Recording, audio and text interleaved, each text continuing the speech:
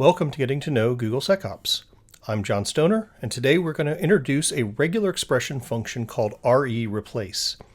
Re.replace provides a method to replace a portion of a value with another value, which can help finesse data for YARA-L rules and search to work with.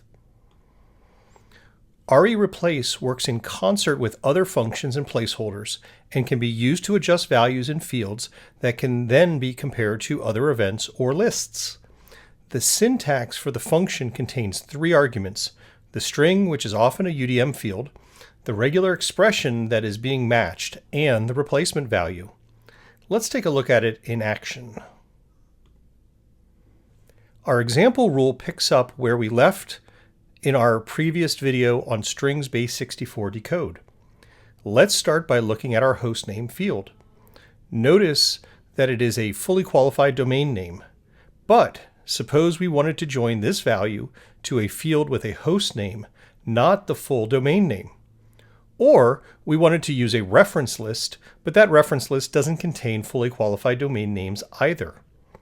We could use the re.replace function with our principal hostname field and supply our domain .stackpads.local to match on, and then replace it with a null value.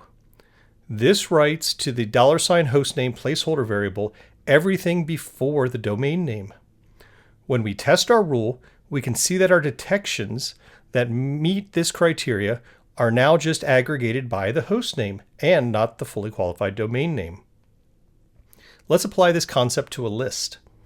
As you can see in our list, we have a set of host names, not domains. If we wanted our rule to apply to only those hosts that matched, we can use a list and match that hostname placeholder that we just used with the re.replace function. Heck, we could go ahead and collapse that into one line if we wanted. When we test that, we only get the detections of host names on that list. So far, so good? Let's move to our decoded PowerShell. As you can see in the decoded PowerShell, we see invoke web request calls that are going out to a URI and downloading a file. Perhaps we want to know when folks are issuing commands to this function. We can take our decoded PowerShell and compare it to the string using regex, or can we? When we test our rule, we don't get any detections back. Why is that? Well, this was a bit of a setup. Let me take the encoded PowerShell and paste it into CyberChef, and we can convert it there. Notice how there are dots between each value. If we follow that pattern in our rule, we could add dots between each value and try our rule again. This time we get a hit. However, who wants those dots in there? The reason they are there is that there are null bytes being represented in the output. To remove them from our decoded PowerShell, we can use re.replace with this /0 and replace it with a null. Once we do this, we can do a comparison for invoke-web request with no dots, and we get detection matches. That's a bunch of examples we just threw at you, but this is where we can pull all of the regular expression functions, lists, and string functions in previous videos together to show the capabilities that we have in YARA-L rules and search.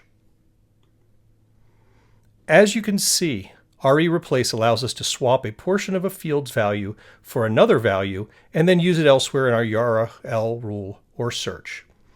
We could even null out a portion of a field, like strip off the domain from an email address to return just the username. The output can be written to a placeholder or outcome variable and can be nested with other functions, providing a whole world of flexibility when working with these values. If you want to learn more about Google SecOps, check out my blog series called New to Google SecOps for more handy tips.